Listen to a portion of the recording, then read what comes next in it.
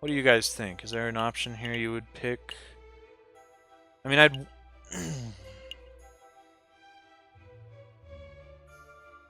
I feel like this would be an amazing detail to have. However...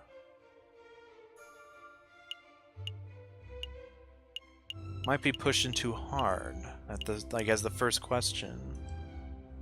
Oh, and I will be right back. I'm gonna get the kitty.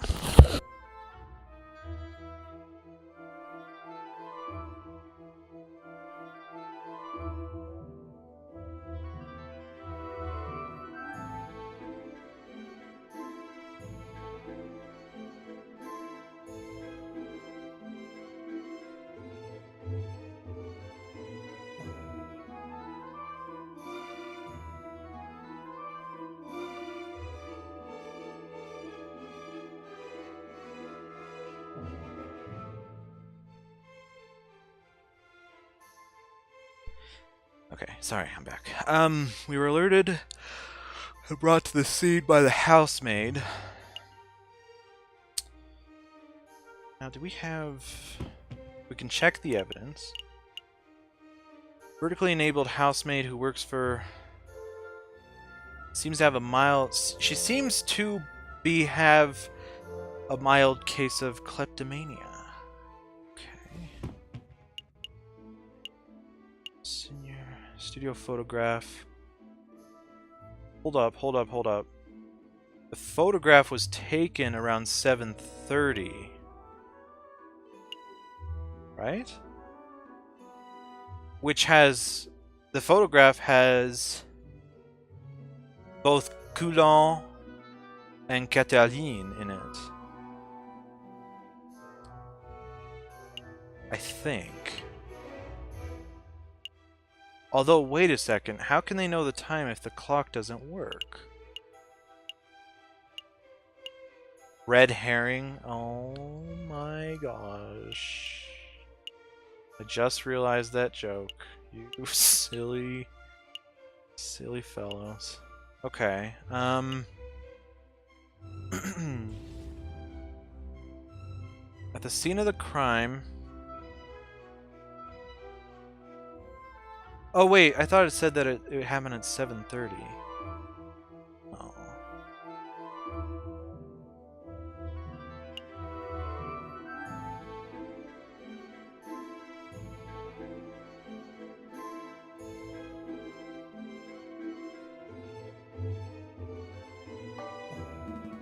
Go for this. Inspector, you say Dame Cataline has blood on her paws. Had blood on her paws. Correct. Blood clung to her fur like guilt to a convict. How much blood was there on the lady's paws, Inspector? Enough for it to be clear that she had dirtied her hands on the victim's body. We noticed blood under the suspect's nails, around her fingertips, and even a little around her mouth. Oh, kind of like what red herring would look like. Oh, her mouth, how vile! The inspector's answer seems pretty definitive. You have another question about the blood on Dame Cataline's paws?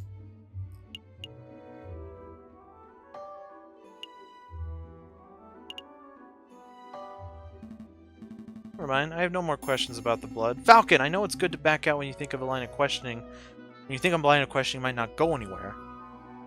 But sometimes you have to take a risk. What are you saying? Something about the inspector's blood description doesn't sit right with me. Put pressure on the inspector, maybe something will come up. Yeah, I'm thinking... is there a way to, like, present evidence? Because she enjoys the red herring, right?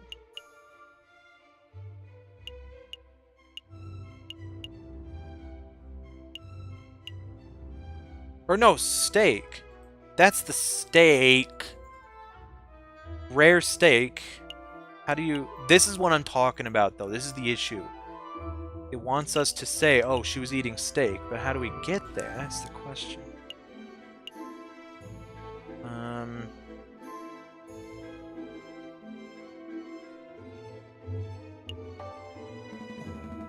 Inspector, you say you were alerted to the scene by Baron Holge's housemaid.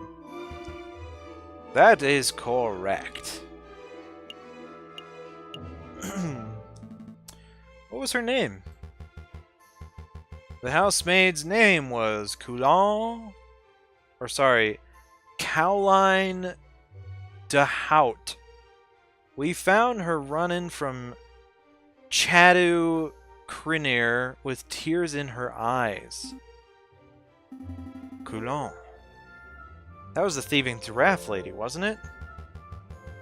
We questioned her extensively, but we didn't find anything implicative. As far as the police are concerned, Caroline de Hout is not a suspect. You have another question about the housemaid?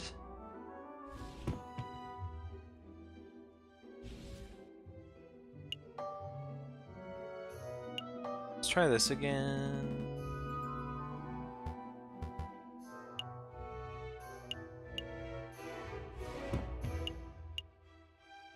I want to send it into evidence. Whose blood was it? Ha! What a question. It was Monsieur Grenouille's, of course. How can you be so sure? I object. This line of questioning is absurd. There was only one murder victim that night. Fucking. The blood on Dame Caroline's paws could have only belonged to one person, Monsieur Grenouille. Judge, Falcon's trying to delay the trial by asking pointless questions. I'm afraid the prosecution may have a point, Monsieur Falcon. Do you have any reason to suspect that the blood belonged to someone other than Monsieur Grenouille? I do, Your Honor. Actually, I have more than suspicion. I have evidence that the blood on Dame Cataline's paws had nothing to do with the murder. This is a foolish time wasting, Falcon. If the blood on Dame Cataline's paws didn't come from the victim,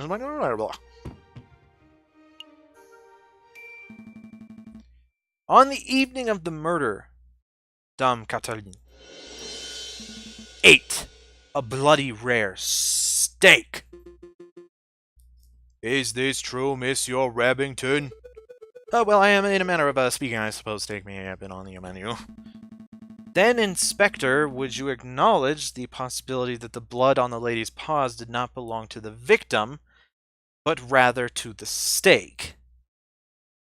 Well, wait, don't answer that, Inspector. It is a possibility. Oh. Intriguing. Pretty convincing. You gained a little favor with the jury. So, Inspector Valerti, is it possible that you arrested an innocent bystander simply for being a messy eater? Now, hold on just one minute, Falcon. You are overlooking something quite crucial. Dame Caroline is an elegant bourgeois gueton. She was no doubt brought up with flawless etiquette and perfect table manners. At the banquet, she would have eaten the steak with a fork in her left hand and a knife in the right, like any proper civilized animal. How could she have possibly gotten blood on her paws with such good manners? Oh, that is actually a good question. Or at least it would be at any ordinary dinner banquet. But as it happens, something was missing from that particular banquet, something that forced Dame Cataline to eat with her paws. Silverware! Dame Cataline was forced to eat steak with her paws because the silverware of the household had been previously stolen. So stolen? I don't recall any moment of any mention of that in the police report. We weren't aware of anything missing from the Rorgel residence when we performed the initial investigation. But as it happened, Baron Rorgel approached us about this very subject last night. Ah! Innocent, perhaps? What a twist! You gained a little favor with the jury. What is the meaning of all this? Bloody steak, misplaced silverware. Inspector, was your investigation so lax that you overlooked those basic facts in your initial report? Lax? My investigation? Judge, I assure you, I am the most thorough investigative officer on the force. Then it is amazing that the Parisian police managed to solve any crimes at all. Oh dear. Be on your way, Inspector. Perhaps do a little inspecting for your next case. Fine, so be it. Messers, until next time. Prosecutor, I trust your next witness is ready. Yes, of course, Your Honor. I call upon him, let's see, Monsieur Robinio, the photographer who attended the Beacon Hotel the night of the murder. Monsieur Robinio, please approach the stand and recite the oath. How does it go? Wait, what was his voice again? Oh, crap. How does it go? I swear to speak without hatred and without fear. To tell the whole truth and nothing but the truth. It's a little cliché, to be perfectly honest. Could this witness please introduce himself for the court record? As if anybody in this courtroom does not immediately recognize me. I am the great Monsieur Robinio, cutting-edge photographer and visionary. I don't just take people's pictures, I capture their very essence. Je suis l'artiste. C'est une pipe. You may have seen my works in hip magazines La Branche, or C'est chouette. I can send you tweets if you like it. What on earth is a tweet? Bird-to-bird communication. Come on, Falcon. It's the 19th century. Get with the times already. Yes, your works are very impressive, Mr. Rubinio. But let's get down to business. Could you tell us your activities were on the night of murder? Very well. I was hired by Baron Roguet to capture the evening's events. I arrived at 7 in the morning. I pointed my camera and captured the beauty of the banquet in one fantastic photograph. Then I bid Baron Roguet and left. Like a true artist. And with regards to the photograph itself, who did you photograph? I thought you might ask. I brought a copy so that you could all see for yourselves. Oh, very good. Let's take a closer look.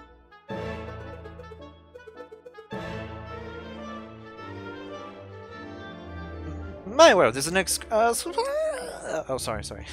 No, it is right. Okay. My word, this is a twist picture, isn't it? So let's see. Who do we have here? In the middle, we see Baron Roguet, the line who was in the event. And on the left, we see Senor Piptoir de Moyau, the father of the defendant, and finally, we see Southman Coulon, who's suspected may have stuck a blood.